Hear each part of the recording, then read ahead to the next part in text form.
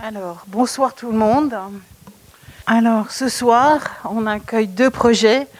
Le premier, Résistance naturelle d'Abdessamad El-Montassir. Le deuxième, à la verticale de soie, Mafloé Pasdoué, Eric Monacelli et Gladys Fogea. Alors, c'est assez intéressant parce que les scientifiques auraient dû être avec nous ce soir. Le scientifique avec lequel Abdessamad travaille habite aux États-Unis, sur la côte Est. Donc c'est un peu loin et c'est un peu Covid compliqué.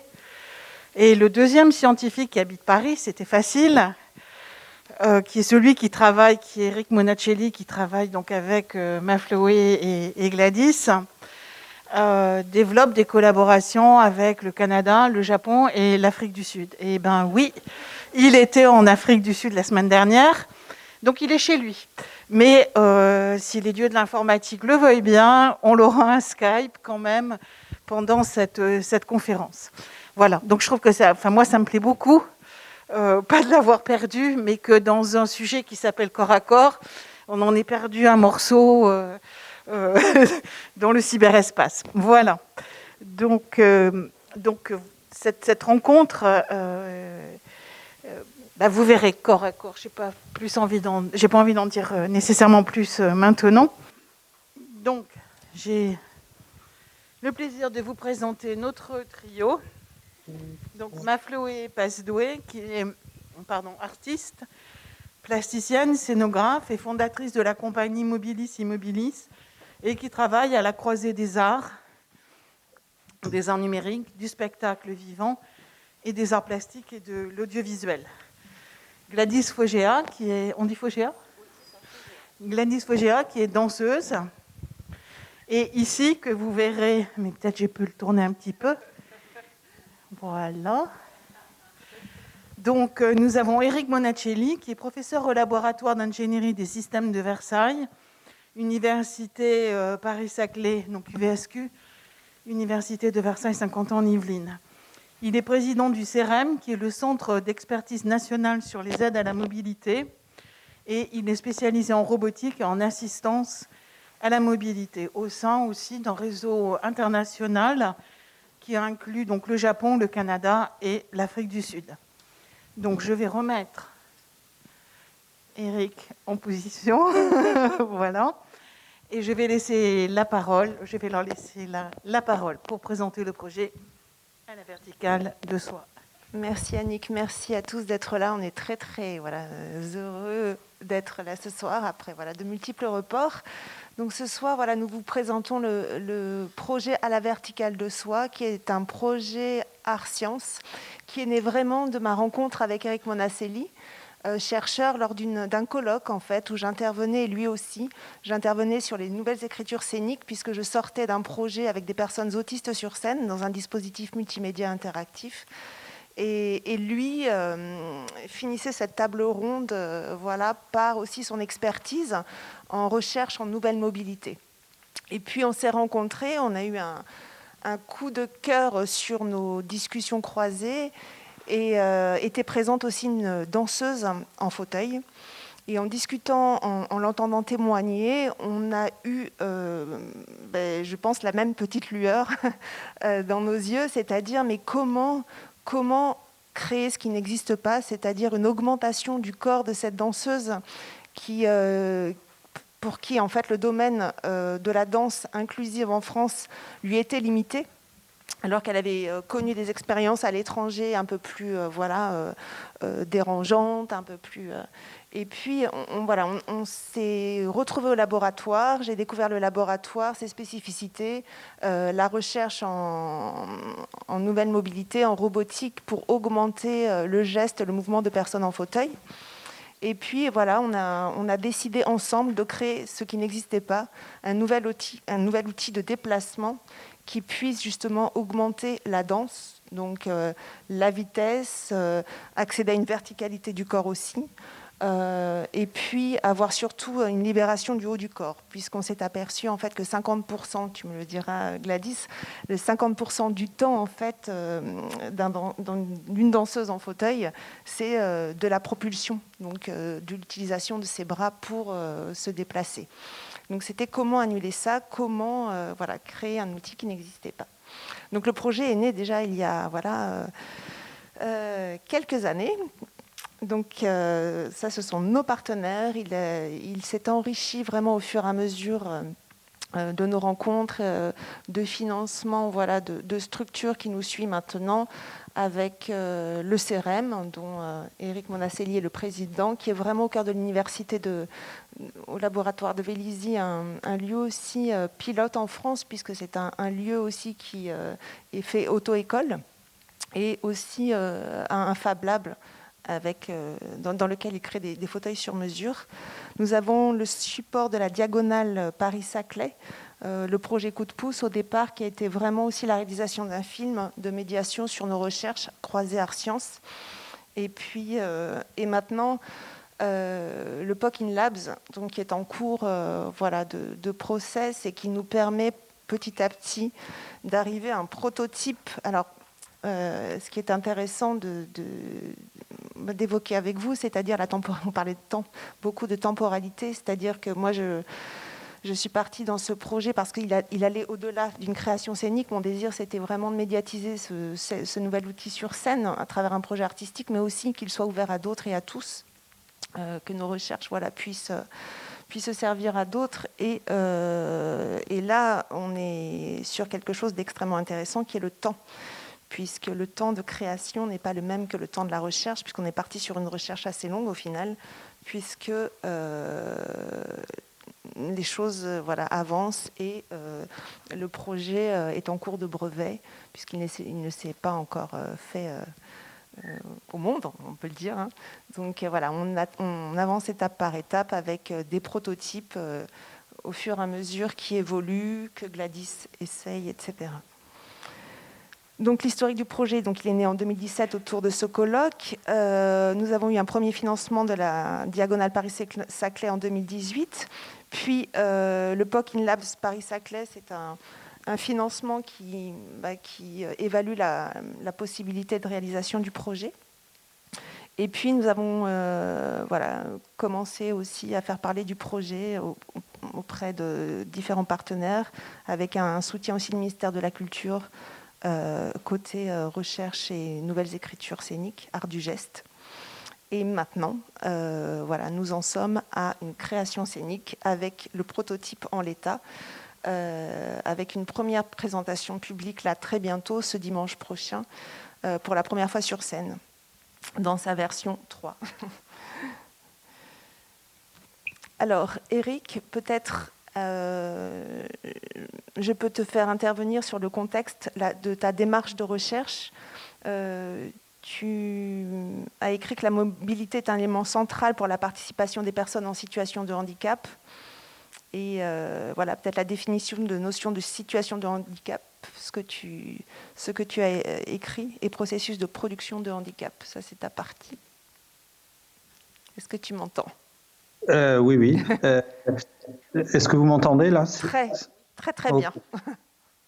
Oui, c'est un rappel parce que souvent on utilise le terme de personnes handicapées et on dit le terme de situation de handicap, c'est un terme peut-être politiquement correct. Et en fait, quand on réfléchit et qu'on s'intéresse un peu plus, la notion de situation de handicap est au contraire centrale parce qu'elle veut dire que finalement, il y a la personne, son projet, l'environnement dans lequel elle se déplace, ses déficiences, ses particularités. Et tout ça, finalement, si on joue sur l'interaction, eh bien, on travaille justement pour faire en sorte que la personne soit dans une participation. En tout cas, on favorise la participation de la personne. Et cette définition de le handicap est une problématique d'interaction est au centre de l'approche canadienne qui s'appelle le processus de production du handicap, qui justement vise à travailler sur cette je dirais, cette difficulté d'interaction. Et c'est exactement la même chose qu'on fait en robotique.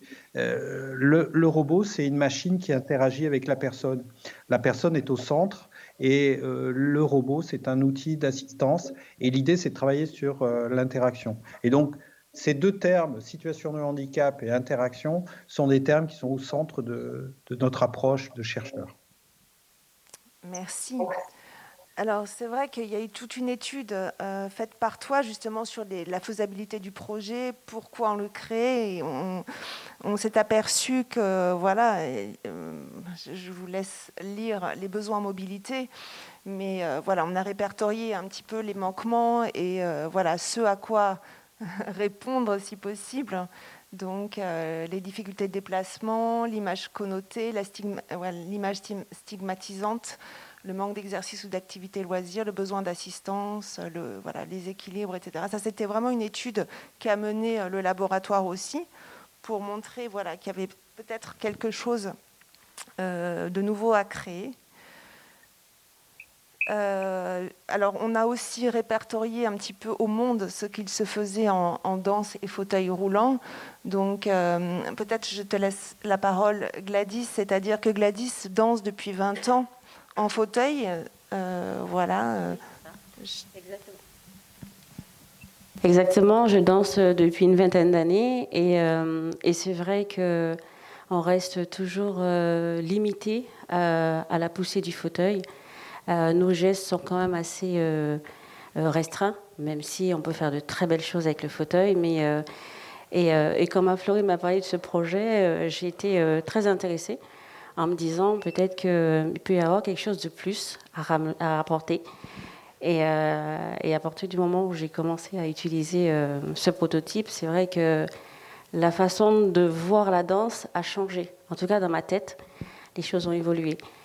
Et par rapport aux photos que tu montrais, c'est vrai qu'on essaye un peu partout, tous ceux qui pratiquent la danse inclusive, en tout cas, essayent de sortir de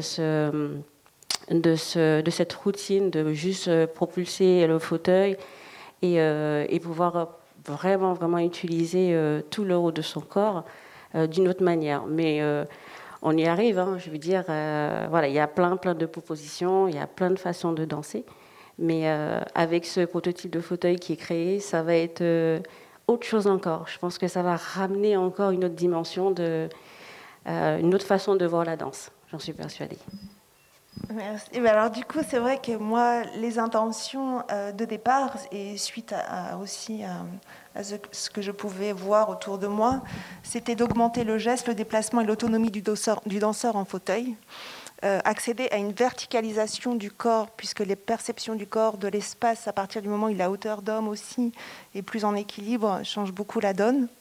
Donc jouer avec les équilibres, déséquilibres, les rotations, les pirouettes et la vitesse. Expérimenter de nouvelles solutions inclusives d'assistance à la danse, donc qui soient aussi des agrès. Là, on travaille vraiment aussi avec d'autres danseurs valides pour que ce nouvel outil qu'on est en train de développer soit aussi un agrès pour eux, pour un point d'équilibre aussi différent. Donc il y a eu tout un apprentissage, donc ils sont 3 danseurs, on travaille à 3, vraiment d'abord de connaissance des corps les uns des autres, un apprivoisement au sol, sur les appuis, renverser. Moi j'aime beaucoup dire que la vulnérabilité ou la faiblesse n'est pas là où on la croit forcément, et c'était vraiment aussi de changer les perceptions du danseur vis-à-vis de l'autre, mais aussi de son équilibre. Bien sûr, libérer le haut du corps, donc libérer les bras pour qu'ils soient libres de danser et non pas de faire tourner les roues et propulser. Et puis surtout, grâce à un nouvel outil aussi, c'était créer un nouvel alphabet du geste lié à de nouvelles assistances à la mobilité. Donc aujourd'hui, on a 2 prototypes, un qui a été commencé en France et qui est maintenant au Japon, dans un laboratoire de robotique. Et là, c'est vraiment un prototype singulier qui permet de tenir debout et qui est articulé vraiment comme une crinoline qui nous permet d'avancer. Donc voilà, la situation sanitaire a fait qu'il est encore là-bas et qu'un étudiant devrait partir retravailler dessus. Et puis avec ma rencontre avec Gladys, on a développé un prototype ici au labo en France qu'elle essaye régulièrement. Donc on fait des tests réguliers avec elle puisqu'il est créé vraiment sur elle. et avec voilà, tes particularités et tes besoins. Donc ça, c'était mes intentions. Bon, là, c'était ma présentation depuis 20 ans. En fait, moi, le corps est au centre de toutes les créations, qu'il soit celui du spectateur, celui du danseur. Voilà, j'aime dire que c'est la plus belle interface qu'on a au monde, notre plus belle interface sensible, et à quel point on est poreux aussi par rapport à nos environnements extérieurs. Et là, je rejoins infiniment le projet d'avant. C'est-à-dire que nos environnements intérieurs sont en permanence en interaction avec nos environnements extérieurs, et c'est ce qui me nourrit. Ma recherche s'articule autour de ces liens invisibles entre les uns les autres qui nous relient tous en fait. Alors, Eric, c'est ta présentation. Toi, ta démarche de recherche, c'est aussi depuis presque 20 ans autour des solutions inclusives d'assistance à la mobilité. Oui, ta grande aussi force, c'est le couplage de la recherche et de l'usage pour tous, avec une grande démarche sociétale. C'était vraiment aussi notre objectif de projet, c'était d'ouvrir vraiment, au-delà d'une création, une démarche sociétale, ouverte à tous. Et puis, bien sûr, tu as créé une équipe de recherche au sein du laboratoire LISV de Paris-Saclay et le CEREM, le Centre d'expertise nationale sur les aides à la mobilité reconnu d'intérêt général. Donc, il n'y avait pas mieux comme partenaire que ce lieu et que toi, parce que alors c'est un projet aussi qui a des temporalités différentes. Là, la prochaine étape, c'est une création scénique. On est à la version 3 du prototype. On le verra pour la première fois dimanche sur scène. La difficulté qu'on a aussi, là vous ne l'avez pas encore vu, vous avez vu, vous ne l'avez pas encore vu, c'est qu'en fait, comme on est sous brevet, on a des empêchements de communication, on est sous confidentialité aussi, technologiquement parlant. Est-ce que, voilà, ça c'est ta présentation, Eric, donc d'enseignant-chercheur et de président du CEREM. Est-ce que tu veux ajouter quelque chose ? Non, pour là, ça va. On voit ta tête. Ok. Et donc voilà, donc on aime à dire que ce projet se situe aux frontières de l'art, de la recherche, du spectacle et de la technologie. Donc l'idée vraiment de faire collaborer la robotique et la danse, c'était aussi parler du handicap mais sans le stigmatiser, montrer les interactions sans voir les assistances, donc elles deviennent les plus transparentes et invisibles, pour sortir justement du fauteuil ou de ce qu'on a l'habitude de voir. Parler danse pour évoquer la mobilité réduite, parce que quoi de mieux que le corps d'un danseur ? Moi, quand j'ai vu Gladys, ma première question c'était mais comment être une danseuse professionnelle sans avoir l'appui de ses jambes ? Comment on fait ? Où est l'équilibre ? Quelle est la perception interne que j'ai ? Et puis, c'est surtout d'approcher ça. Moi, j'aime la magie, j'aime la poésie, on a besoin de poétiser ce monde. Et voilà, c'était aussi d'avoir une approche. J'ai fait de Gladys, sur cette création qu'on est en train de faire, une incarnation de femme sorcière, puisque, en fait, voilà, la sorcière représente pour moi vraiment la personne féminine qui est reliée entre le haut et le bas, qui a des connaissances et qui les divulgue, et qui tire comme ça ces fils magiques et invisibles, ou qui relie en fait, qui tisse sa toile avec les autres.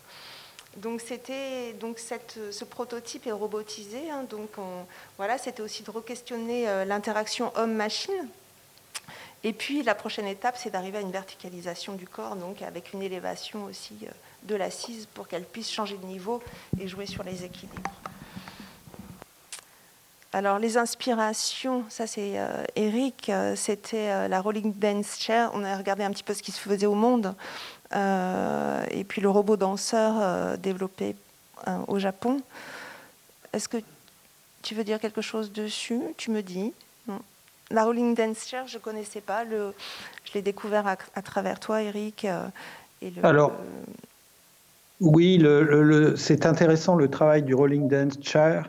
C'est un fauteuil roulant qui est, en fait, c'est un siège qui est placé sur un robot mobile et la personne qui est dessus peut commander, ou c'est quelqu'un d'autre qui peut commander le déplacement du robot. C'est un siège qui est à rotation libre et donc la personne, en fait, n'a pas à propulser le robot se déplace et en fait, elle peut tourner. Et l'idée, c'est d'étudier, c'est une chercheuse en art, et d'étudier les bénéfices pour les personnes qui sont avec des déficiences importantes pour certains, et d'arriver à faire en sorte que les personnes finalement bénéficient de cette libération. Donc on parlait de mobilité réduite, et en fait c'est un peu comme nous, on travaille plutôt sur une mobilité augmentée. Ici l'objectif c'est de faire en sorte que la personne se déplace. On reste au sol, mais il y a quand même ce côté, on va tourner sur un fauteuil.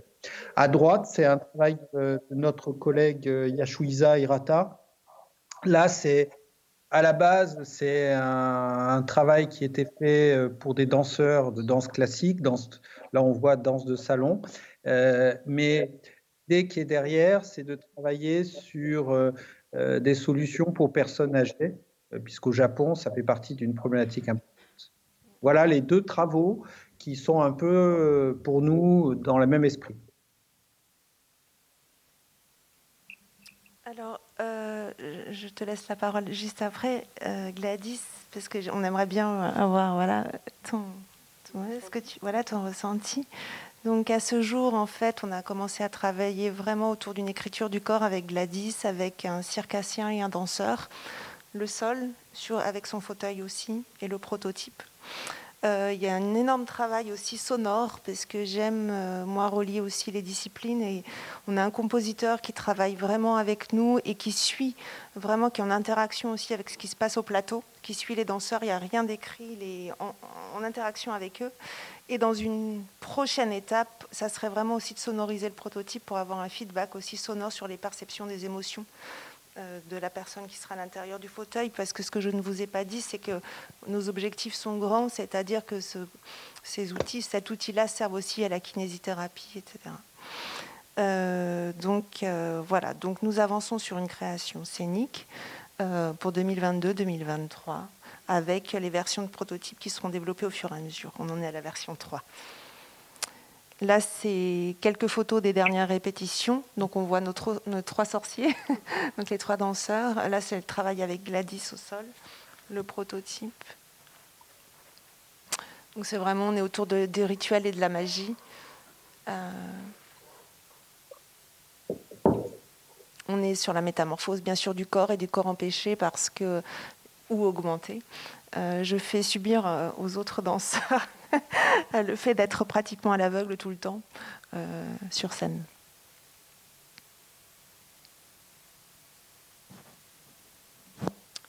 Veux-tu peut-être voilà. Alors Gladys expérimente presque jour après jour, j'allais dire le prototype. Est-ce que peut-être quels seraient tes rêves en fait, ou ce vers quoi ça tend, ce qu'on est en train de créer C'est vrai que je participe avec grand plaisir à l'avancée de ce super projet. Avant d'avoir rencontré Emma Floris, à aucun moment je n'ai eu cette pensée, en fait, tout simplement de pouvoir danser sans utiliser les mains courantes. Je ne savais pas que je ne pouvais le faire. Déjà, tout début, savoir que je pouvais danser, ça a été quelque chose de magnifique, mais depuis l'année dernière, je me rends compte qu'effectivement, grâce à ce fauteuil, je peux éventuellement danser sans avoir à pousser, sans avoir touché la main courante. Donc effectivement, on imagine les pensées que je peux me dire qu'on peut aller encore plus loin. Et c'est vrai, comme tu dis, c'est quoi mon rêve actuel? C'est vrai que je me dis, pourquoi pas danser debout? Soyons fous. Pourquoi pas danser debout, même en étant paraplégique? Ça serait encore... je pense que pour l'instant, je ne réalise pas, mais je me dis, dans ma petite tête, il y a encore ce petit rêve qui se dit, peut-être que j'aurais retrouvé cette sensation de verticalité et pouvoir faire toutes les gestuelles que je veux, tout en étant debout. Et ça serait vraiment un rêve magnifique. Bon, on espère que ça va arriver jusque-là, mais j'en suis persuadée d'ailleurs, n'est-ce pas Eric? 2022. Voilà. La verticalisation est... Voilà, mais c'est vrai qu'avec avec ce prototype, les sensations que j'ai déjà en danse, mais j'ai l'impression que ça a décuplé. Vraiment, les sensations sont encore plus fortes, même si il faut que j'apprivoise encore le fauteuil, puisque voilà, on est vraiment en début de travail et il y a encore des trucs qui ne fonctionnent pas. Il y a encore, mais c'est vrai que plus ça va, plus je me sens à l'aise avec et cette sensation de pouvoir glisser tout en ayant la liberté de faire ce que je veux avec mes deux mains, c'est dans les, enfin, la première fois où je l'ai fait émotionnellement, enfin, je sais pas, je l'ai pas dit, mais en repartant, j'étais au plus profond de moi, je me disais, waouh, j'ai vécu quelque chose d'immense, et même en parlant sans vraiment le dévoiler, parce que je ne peux pas le dire, tout le monde autour de moi, ils sont ils attendent en fait, ils attendent de me voir sur scène avec cette nouvelle façon de me déplacer et de danser. Tout le monde a hâte de voir, ça c'est sûr. Mais personnellement, émotionnellement, j'étais assez chamboulée, je dirais, parce que je me dis, ça y est, on a passé un cap supplémentaire et ça va encore plus loin. Jusqu'à maintenant, juste danser, c'est génial. Danser au sol, c'est magnifique parce que on retrouve son corps, on retrouve cette liberté qu'on peut avoir sans le fauteuil, parce que le fauteuil, c'est vrai que ce sont mes jambes, mais pouvoir ressentir ce corps entier et en pratiquant la danse, c'est voilà. Donc, mais là, avec le fauteuil, c'est avoir cette sensation de retrouver mon corps, tout en sachant que j'ai pas de manipulation à faire, et c'est ça qui est top en fait, c'est ça qui est vraiment génial. Et je me dis, pour l'instant on parle de danse, mais quand on va devoir parler pour d'autres personnes, pour le quotidien, je pense que plus d'un sera complètement, ils seront complètement, comment dire, en phase avec ça, parce que l'idée, pour l'instant, c'est ce qui nous bloque, c'est ce côté toujours manipuler quelque chose, voilà. La manipulation du fauteuil, c'est ça qui bloque en fait. Donc ne plus avoir à le faire, je pense que ça va être libératoire pour beaucoup de gens. Je suis persuadée. On a encore quelques minutes. Eric, est-ce Oui, que tu peux rajouter quelque chose sur le prototype? Parce que moi, j'ose plus en parler. Justement, je voulais intervenir à ce moment-là parce que c'est pas du teasing, mais on a j'embête tout le monde avec ça, on a une obligation de confidentialité. Je vais expliquer pourquoi. Pourquoi il n'y a pas de vidéo là maintenant qui aurait pu être présentée à ce moment-là. L'idée, encore que peut-être que si tout le monde signe une NDA, je peux vous montrer la vidéo. Mais en fait, le financement des projets de recherche aujourd'hui dans l'université passe souvent par de plus en plus d'ailleurs, par des budgets qui sont spécifiques. Et ce projet-là a été sélectionné pour des projets de type innovation. Et qui dit innovation dit confidentialité. Et en fait, je me suis engagé à ce qu'il n'y ait pas de divulgation de tout ce qu'on voit. La première divulgation, mais on va faire en sorte qu'elle soit un peu atténuée, c'est dimanche lors du spectacle. Et en fait, du coup, c'est un peu de teasing dans les faits. Mais en fait, il faut imaginer que sur le principe, c'est un fauteuil qui est motorisé et qui va permettre à Gladys de pouvoir danser sans avoir à faire de la propulsion sur les roues. Donc l'idée, c'est de casser un peu cette image. Je pense que si on avait commencé ce débat en parlant fauteuil roulant et danse, souvent les gens associent fauteuil roulant à quelque chose de négatif, à quelque chose de c'est le handicap, d'ailleurs c'est souvent le symbole, et on se dit c'est pas innovant, on se dit c'est quelque chose de particulier mais qui ne nous concerne pas, alors que les chiffres que j'ai placés au départ vous montrent que d'abord ça concerne beaucoup de gens. 75 millions de personnes, c'est quand même assez important, qu'il y a énormément d'innovations, qu'il y a énormément de choses qui se passent et qu'on peut faire énormément de choses autour de la mobilité. Et que là, dans ce travail autour de la danse, c'est un moment où l'usager va devenir acteur et il va devenir artiste. Donc il y a vraiment une mue. Et tout à l'heure, Gladys parlait de glisse. C'est pas anodin. Le nom du projet dans cette phase-là s'appelle Glisse, parce que c'est vraiment, l'idée, c'est de pouvoir glisser. C'est d'ailleurs pouvoir, petit à petit, comme on voit un peu dans l'espace urbain avec toutes les nouvelles solutions de glisse, eh bien, au niveau du fauteuil, de retrouver cette sensation de glisse. Et cette sensation de glisse, elle est importante. Gladys a dit une deuxième chose, c'est qu'elle a eu énormément d'émotions.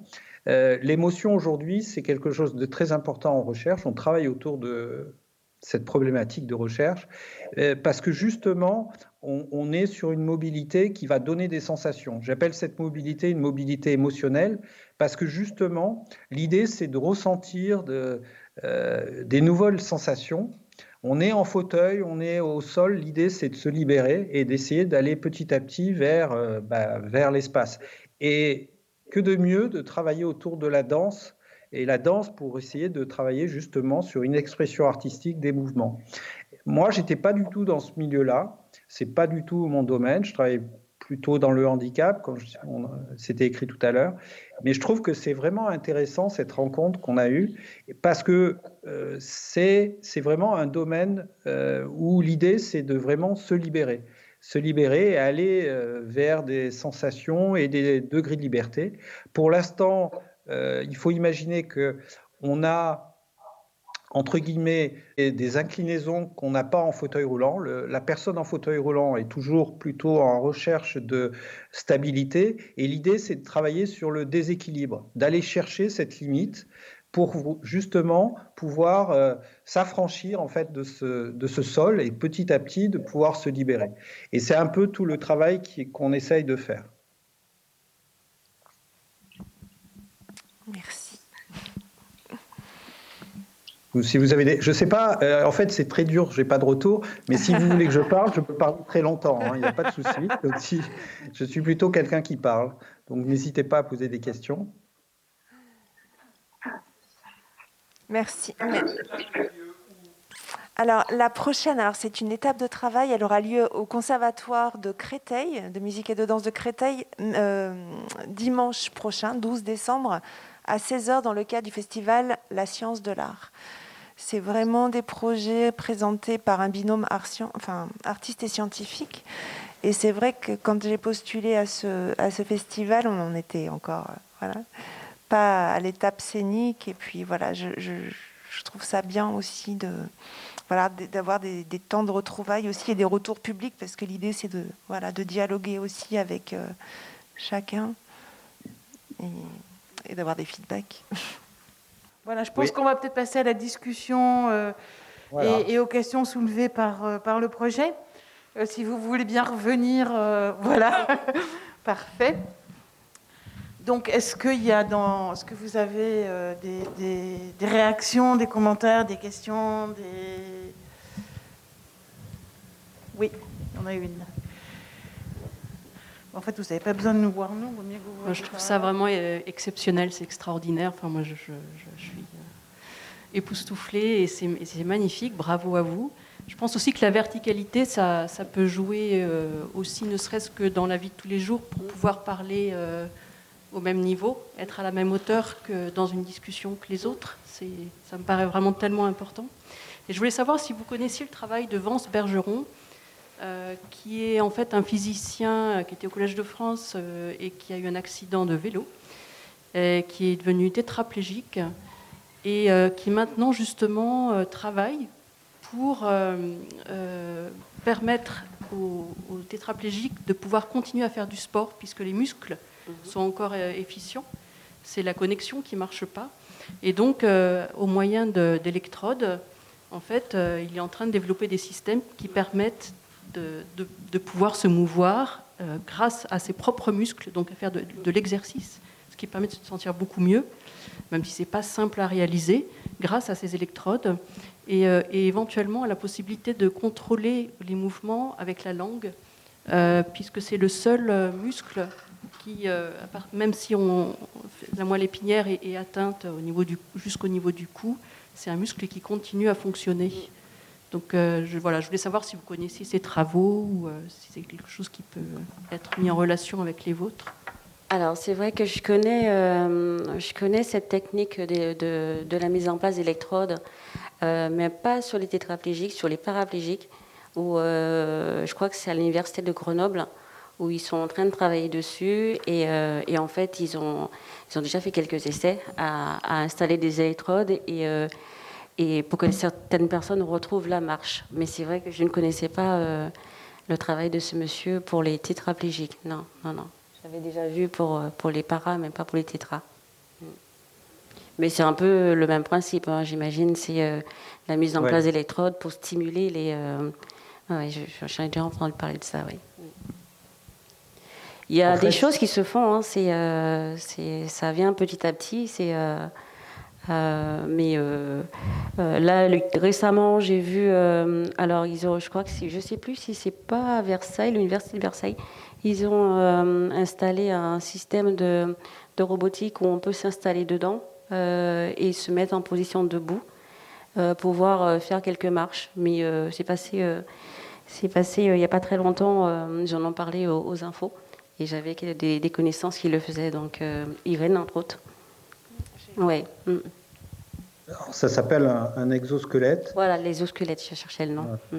En fait, la stimulation électrique, c'est quelque chose qui existe. Alors, les travaux existent depuis une dizaine d'années, même un peu plus. Il y avait des travaux, tu parlais de Grenoble. En fait, ça a commencé à Montpellier avec les travaux du docteur Rabichon. Il y a peut-être 15 ans maintenant. C'était un projet qui s'appelait Lève-toi et marche, avec l'intégration des électrodes.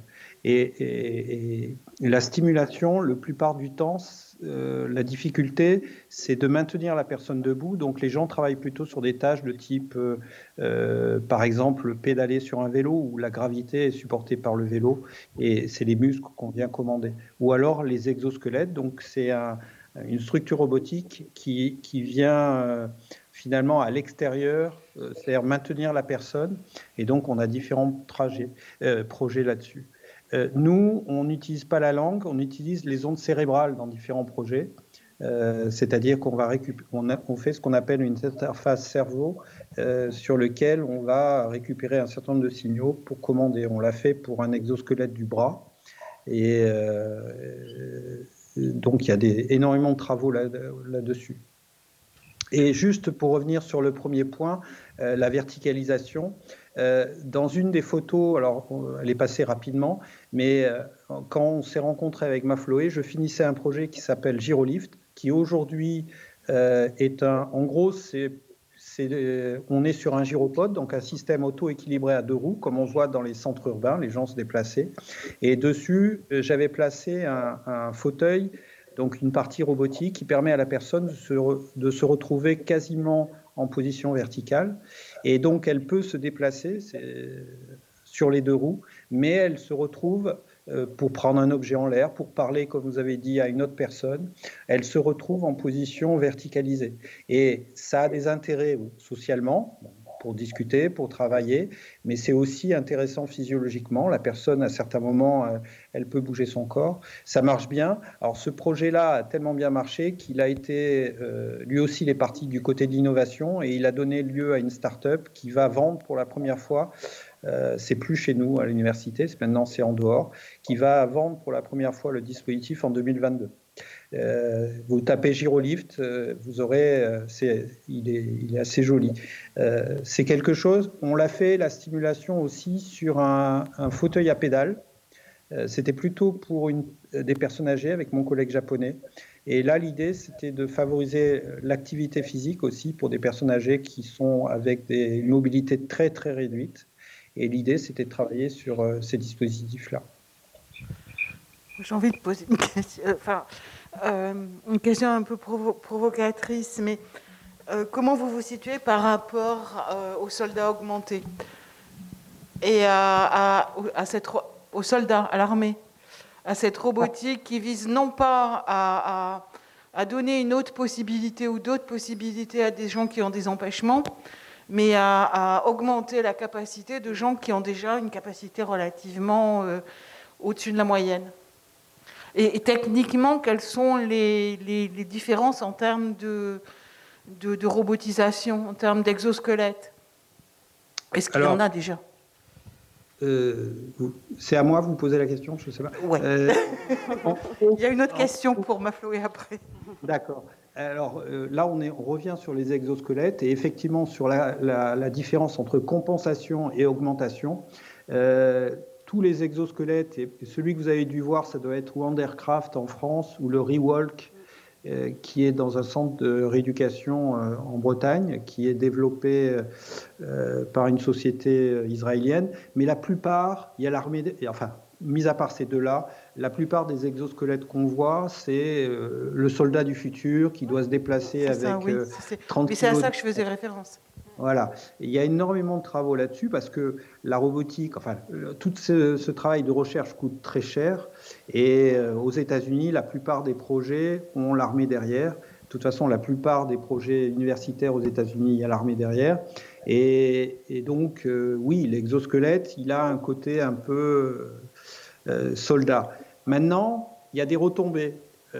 Entre le monde du handicap et, j'allais dire, le monde industriel ou de l'innovation ou militaire, il y a toujours eu des liens. Le téléphone, on prend souvent ces liens-là. Il y aura sûrement des liens.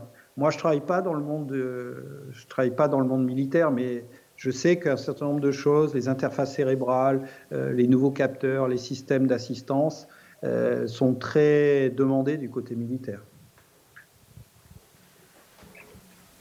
Et j'aurais une question qui est peut-être plus pour Mafleué et Gladys, qui est la question de qu'est-ce qu'on montre d'un point de vue esthétique. Donc, est-ce qu'on montre le robot, enfin, d'une certaine façon, est-ce qu'on montre le handicap et comment le handicap est compensé ou pas? Et est-ce qu'on montre le robot une fois qu'on aura le droit ou pas? Ou est-ce qu'on essaye au contraire de le masquer? Et d'un point de vue de l'écriture chorégraphique, comment se passe cette dialectique entre je veux faire des choses que je ne peux pas faire et du coup je demande au roboticien de bidouiller, enfin de prolonger sa technologie pour que je puisse le faire, mais en même temps de ce moment-là naît une autre gestuelle.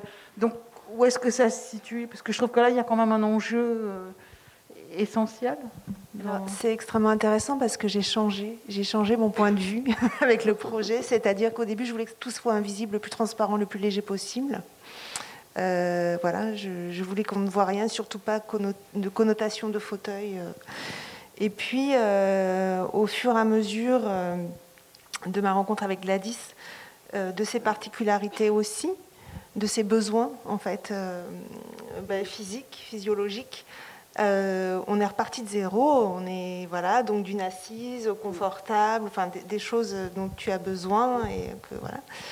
Et du coup, on en a fait une entité, presque une entité robotisée qui a sa propre vie, qui d'un seul coup fait corps, qui est aussi est en duo avec elle. À un moment donné, qui est séparé d'elle, donc ça en devient aussi un partenaire de danse, et aussi, je le disais, mais aussi un appui et un partenaire de danse pour les autres danseurs. C'est-à-dire que ça devient vraiment, un agrès qui permet aussi aux autres danseurs de trouver les équilibres dessus, à deux, voilà.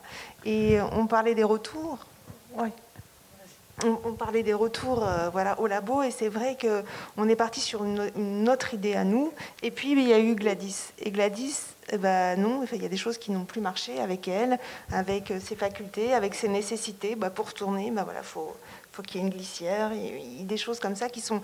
Donc on a co-créé, et c'est des allers-retours permanents entre nous en fait, en retour test, avec sa sensibilité aussi, et puis une adaptation permanente, d'où les versions. Qui se succèdent, de plus en plus fines et designées. Et voilà. Mais quand vous êtes arrivé, on papotait, et il y a eu cette phrase que le fauteuil, celui-là, fait partie de votre corps. Enfin, ouais, ça fait partie de votre corps. Et je vous ai entendu effectivement parler d'agrès, qui est complètement, du coup, qui est dans une autre, c'est quasiment l'envers de la médaille, quoi. C'est un autre type d'objet. Donc voilà, cette dialectique aussi entre quelque chose qui est une extension de vous et quelque chose qui devient un point d'appui, une contrainte externe quasiment. Comment est-ce que vous négociez ça? Alors, c'est vrai que moi, ce que je disais, hein, le fauteuil, ça fait partie de moi, parce que sans ce fauteuil, je ne peux pas me déplacer. Donc, du coup, je suis obligée d'être réaliste en disant que le fauteuil, je dois faire corps avec, ça c'est sûr et certain. Et en même temps, on ne doit pas voir forcément que le fauteuil. Donc, il y a la danseuse Gladys, il y a Gladys avant. Et après, il y a le fauteuil. Donc, c'est pour ça qu'on doit jouer sur le fait qu'effectivement, on a besoin de ce fauteuil pour pouvoir exister, pour pouvoir se déplacer. Et en même temps, il faut arriver à se montrer soi, à montrer ses capacités et pas forcément mettre trop en avant ce fauteuil. Et comme disait ma Chloé, ça sert aussi, c'est pas que pour moi, ça reste celui-ci, il fait corps avec moi, c'est moi, mais c'est vrai que le prototype, c'est pour tout le monde en fait. C'est vraiment un support, que ce soit pour moi ou que pour les autres danseurs. Donc du coup, moi, je ne le considère pas comme... Alors c'est un peu particulier parce que mon fauteuil personnel, j'ai l'impression que c'est une partie de moi, mais après, le prototype, c'est autre chose. C'est vraiment, pour moi, c'est un support. C'est vraiment quelque chose qui va me permettre d'aller encore plus loin dans la danse. Mais je ne le considère pas comme une partie de moi, mais pas du tout.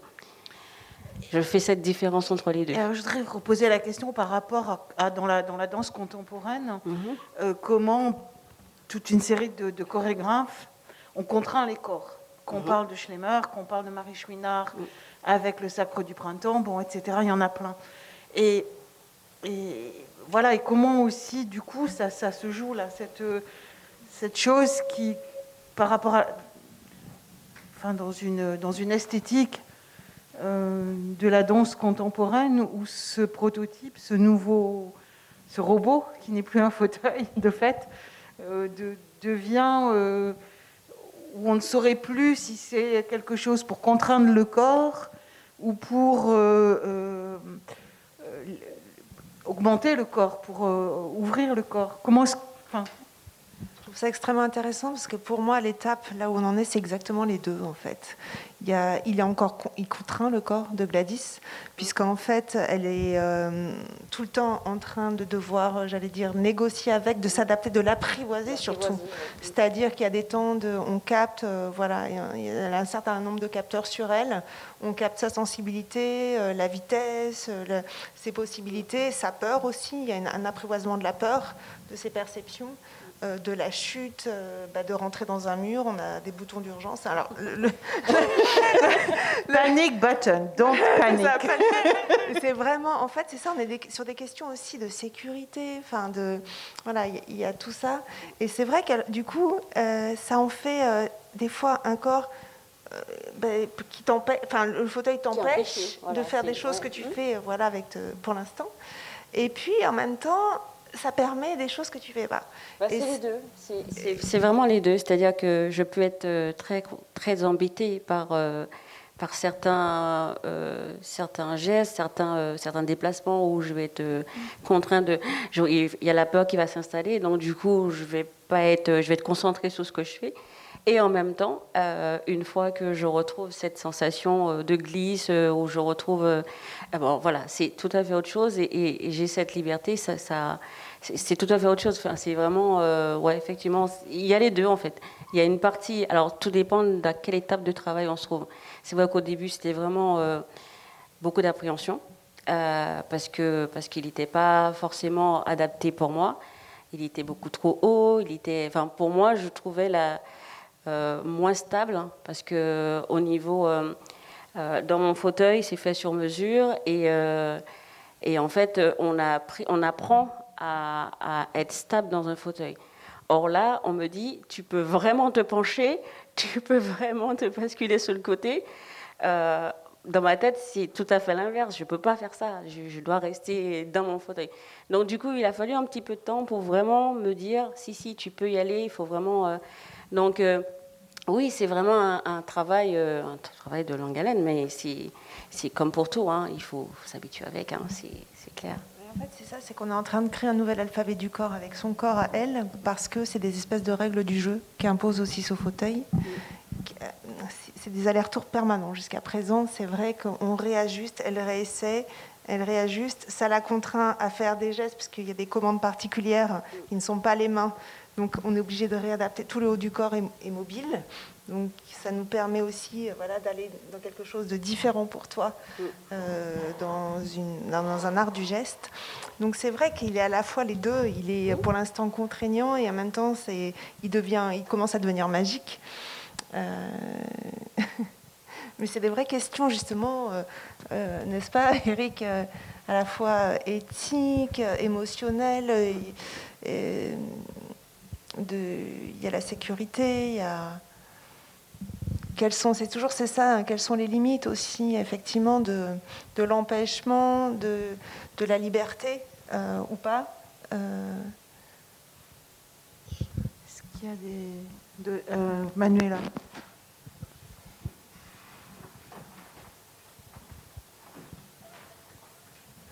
Alors Manuela d'abord, Jacques ensuite.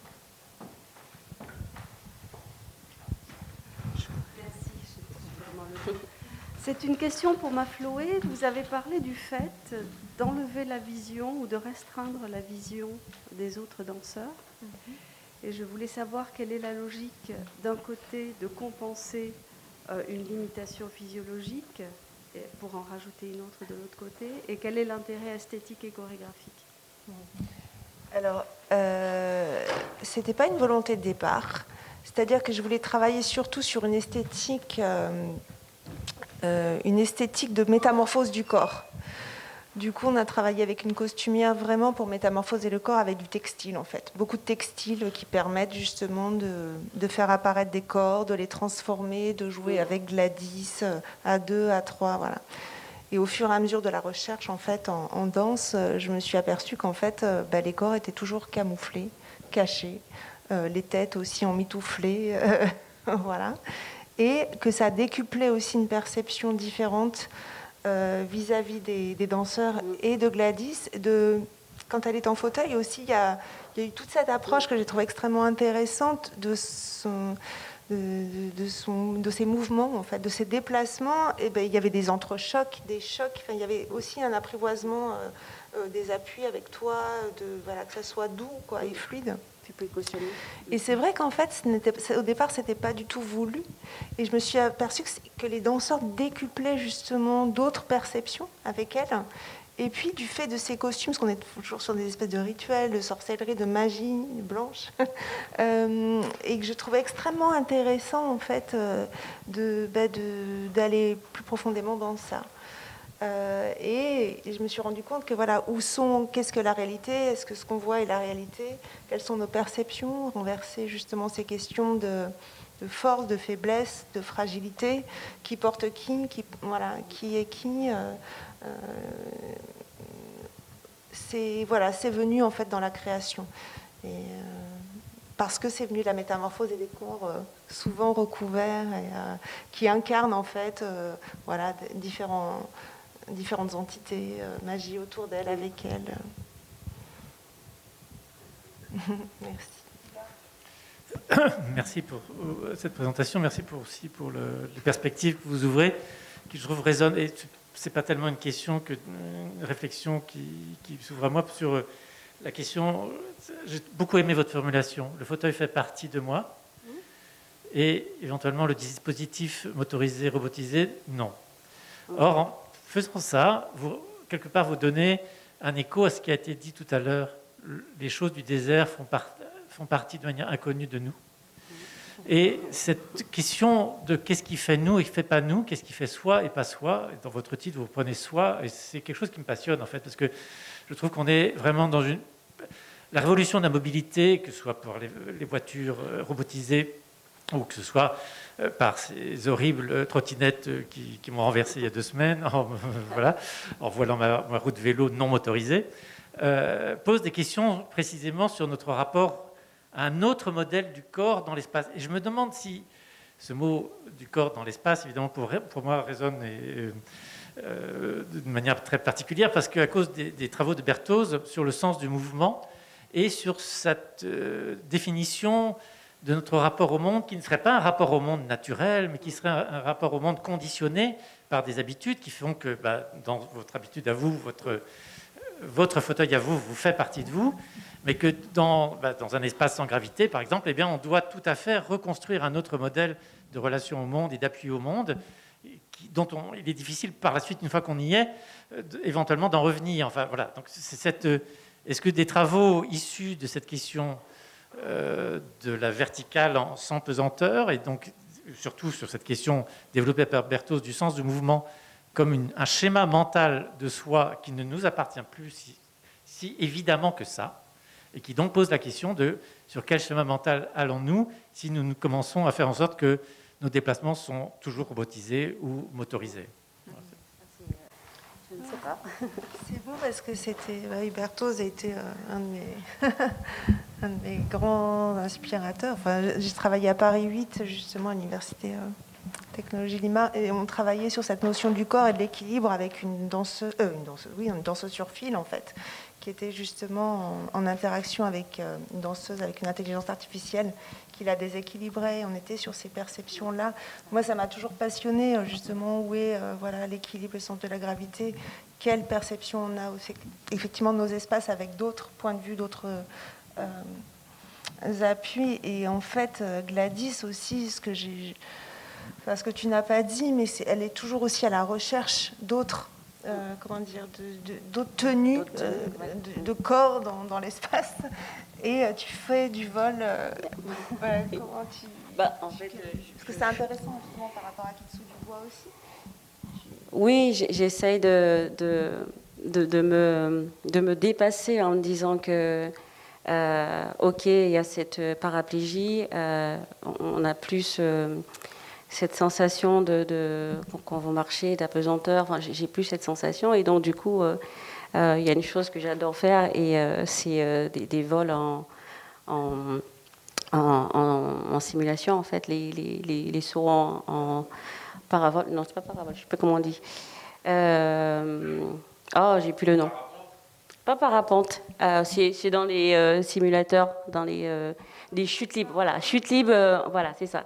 Et du coup, j'ai cette sensation de retrouver ce corps, enfin mon corps, puisque là, pour le coup, je suis vraiment en chute libre.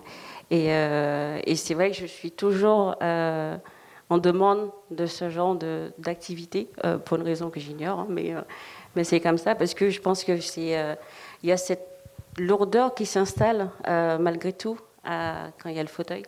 On ne se rend pas compte, mais il y a quand même si ce fauteuil fait partie de moi, mais c'est quand même du matériel. Et en permanence, il y a toujours des gestes répétés. Et donc, du coup, il y a une espèce de lourdeur qui s'installe. Donc, en fait, tout le temps, on a besoin de cette légèreté. Je la cherche souvent. Et c'est pour ça que danser au sol ou danser avec le prototype où je n'ai pas de geste à faire avec les bras, cette sensation de glisser, de liberté, elle est super agréable. Et c'est pour ça que je suis tout le temps, comme tu disais, je suis tout le temps en recherche de ce genre de sensation, en fait. Et la danse me l'amène. Je rajouterai un point, je ne sais pas si vous m'entendez. Allez-y. C'est l'aspect temporel derrière cette libération spatiale. Quand vous prenez quelqu'un qui est avec une atteinte, par exemple en fauteuil, une grande partie de sa réflexion, c'est d'anticiper tout ce qui peut arriver dans le futur. C'est-à-dire, est-ce que là où je vais aller, il y aura une rampe? Est-ce que quand je me déplace comme ça, j'ai pas de risque de tomber, d'avoir des chocs? Il faut imaginer qu'il y a des répétitions, tout ça, ça peut créer un certain nombre de contraintes sur le corps, de jouer sur le corps. Et donc, il y a toujours la notion de je planifie mon futur pour être sûr d'éviter tous les soucis qui peuvent être, tous les dommages, tous les risques. Et le fait de se libérer, par exemple, dans des moments, libérer complètement de son corps et aller dans l'espace, ou se libérer parce qu'on est vraiment en appropriation complète avec son aide technique, ou dans un espace de danse, c'est des espaces de liberté, pas que du spatial, mais aussi du futur. Il y a une dimension temporelle qui est aussi importante.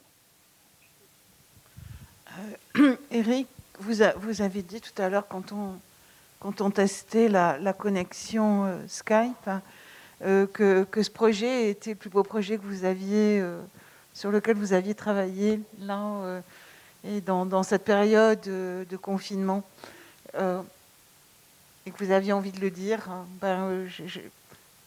Qu'est-ce que vous voulez dire dans tout ça, et aussi sur cet engagement dans le social. Enfin, je vais aussi reformuler ma question. Moi, ce qui me frappe dans ce projet, c'est qu'il y a une partie artistique, ok. Il y a une partie de recherche technologique et scientifique, ok. Il y a une partie de production industrielle qui va faire un objet marchand et qui fait qu'on ne peut pas avoir le robot ce soir ici, avec toutes ces contraintes, donc qui sont d'une certaine manière à l'opposé de cette ouverture dans laquelle vous vous situez. Et il y a le quatrième point, qui est cet engagement dans le social, que ce fauteuil va sortir de ce robot va sortir de sa première finalité artistique pour se retrouver chez tout un chacun qui a des problèmes similaires. Donc je crois que moi, c'est un des rares projets que je connais qui traverse toutes ces dimensions-là. Et je crois que pour vous tous, mais pour vous en particulier, c'est un point central. Oui, moi, de toute façon, c'est au cœur de mon travail. Alors, effectivement, on passe par des chemins qui sont des fois un peu détournés. Là, l'opportunité de financement, parce qu'on avait besoin de financer le travail, se fait du côté innovation, donc ça nous fait faire un petit détour. Mais l'objectif de tous ces travaux, c'est d'aller jusqu'à l'usager, d'aller jusqu'à la personne, faire en sorte que le dispositif ne reste pas dans un coin de laboratoire, mais véritablement qu'on aille jusqu'à des usagers, qu'il y ait des appropriations. J'ai monté un projet qui s'appelle le Relais, pour justement participer à plusieurs, c'est-à-dire échanger les bonnes pratiques. Vous disiez tout à l'heure que j'étais allé en Afrique du Sud, c'est ce qui fait que ce soir je ne suis pas parmi vous, mais l'idée derrière toutes ces actions, c'est de partager, et chaque pays a maintenant sa conception. Les Canadiens sont plutôt sur une dimension participation, l'Afrique du Sud c'est plus une dimension sociale, le Japon plus l'assistance aux personnes âgées. L'idée c'est de tous ensemble travailler. Et là on a un projet, vous avez raison de souligner ce que j'ai dit tout à l'heure, peut-être que le prochain projet va être différent, mais ce projet-là, c'est vraiment un projet qui est d'une dynamique incroyable. C'est-à-dire que on a commencé avant le Covid, en travaillant, tout à l'heure Mafloé l'a dit, sur un dispositif qui est plutôt comme un exosquelette, qui est aujourd'hui bloqué au Japon. Et pendant le Covid, Mafloé m'a parlé de Gladys, et puis j'ai réfléchi à quelque chose qui pouvait être adapté, et j'ai eu l'idée de ce fauteuil. On a commencé à travailler, et finalement aujourd'hui la plupart du temps qu'on consacre tous, c'est autour de ce fauteuil qui va permettre bientôt d'avoir, alors ça ne sera pas fini, mais ça sera une première étape de spectacle. En fait, on alterne aussi, on construit aussi une démarche. Il y a des moments qui sont plutôt recherche, plutôt ingénieur, plutôt usage, plutôt test, plutôt danse, plutôt création danse. Et on fait comme ça des boucles. Et ce projet-là, l'idée, c'est véritablement qu'au bout d'un moment, on puisse aller jusqu'au bout, c'est-à-dire qu'il soit disponible, qu'il soit appropriable. On se fixe 2024 comme étant le moment où on pense qu'on aura fait suffisamment de chemin pour qu'on puisse le déplacer. Et l'idée, c'est qu'il y ait un certain nombre de groupes de danse ou d'autres activités qui puissent utiliser les retombées. Alors, ça sera peut-être un peu différent, il aura évolué. Mais l'idée, c'est que ce qu'on fait, ça va jusqu'au bout. Tout à l'heure, on a parlé du CEREM, c'est le centre qu'on a créé sur Vélizy, on travaille sur la mobilité à tout niveau. On apprend aux gens à se déplacer. Tout à l'heure, quelqu'un parlait des problématiques de partage de la voirie. On apprend l'accès au cycle pour des personnes en situation de handicap, les différentes solutions de mobilité jusqu'à la conduite automobile avec des engins très particuliers. On peut, en venant chez nous, apprendre à conduire en fauteuil roulant électrique et à conduire sur la voiture avec un joystick. Et on a des passages de permis qui marchent bien. L'idée, c'est d'être concret et en même temps, à certains moments, d'être complètement, comme dirait Mafloé, magique, c'est-à-dire essayer de travailler sur des choses qui sont plus en perspective, innovantes. Et c'est un peu tout ça qui se retrouve dans ce projet. Alors, je ne peux pas vous le montrer, j'en suis désolé, mais venez déjà dimanche à Créteil, c'est une façon de vous inviter tous. Mais c'est un peu l'idée qui est derrière. Il y a vraiment ça. Et puis, il y a une dimension qui est importante. Aujourd'hui, c'est l'émotion. En recherche, on parle de tous ces engins. Vous avez parlé de la notion spatiale, vous avez parlé des innovations technologiques. Mais aujourd'hui, un des plus gros travaux en recherche, c'est d'introduire la notion d'émotion dans tous ces systèmes. Travailler avec une machine, Gladys l'a dit, à certains moments, en tant qu'experte de la danse en fauteuil, elle s'est retrouvée avec un prototype qui était différent et qui, quelque part, remettait en cause son interaction. Il y a énormément d'actions à faire sur cette notion d'émotion.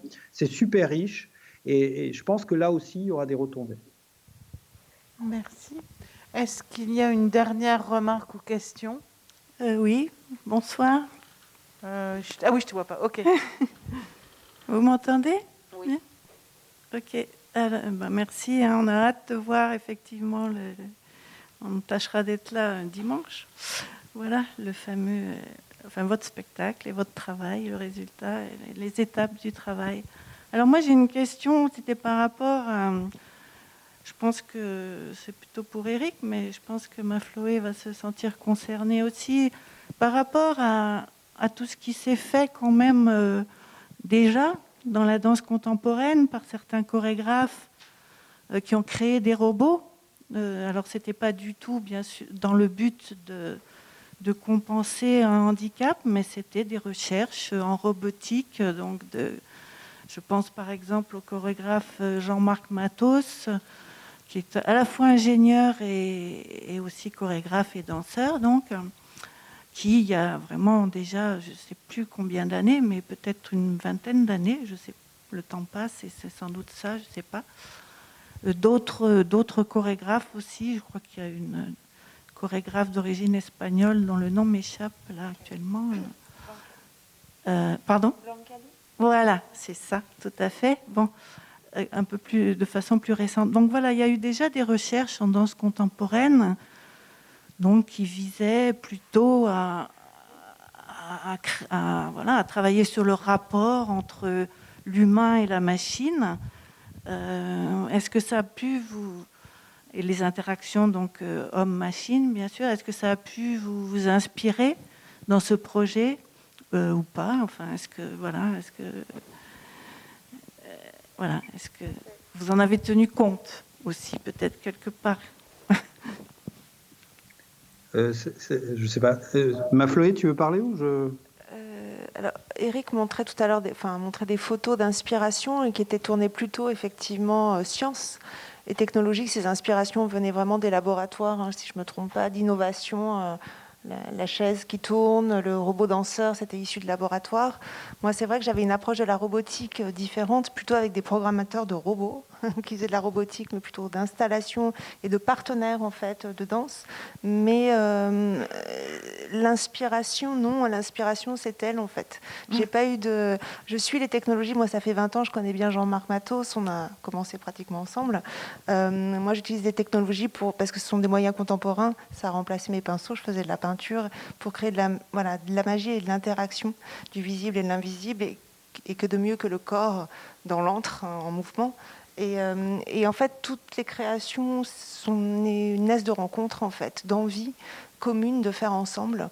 Et de la magie de la rencontre naît une idée qu'on essaye de concrétiser ensemble. Mais j'ai pas de... Non, moi je suis plutôt même loin du monde robotique à la base. même si je m'en intéresse beaucoup. Donc c'était vraiment, Ben, au-delà du spectacle. En fait, j'ai une vision bien au-delà de la création scénique. d'accord. Enfin, là c'était pas c'était une recherche chorégraphique. hein. Voilà, c'est ça. C'est Oui. dont je parlais. Oui. Non, c'est un rapport aussi à Oui. l'histoire, peut-être. Voilà. Oui, À oui, l'histoire. Qui peut intéresser ou pas. hein. Je vais clore la soirée. Je sens bien qu'il y a encore, il y aurait encore beaucoup de choses à débattre, mais c'est le principe des rencontres laser, d'arrêter juste au moment de la frustration. Alors normalement, dans les rencontres laser non Covid, on a le temps de libérer cette frustration autour d'un verre. C'est pas possible là, mais j'espère qu'en 2022, on pourra à nouveau se retrouver tous comme avant. Merci à tous. Merci Eric.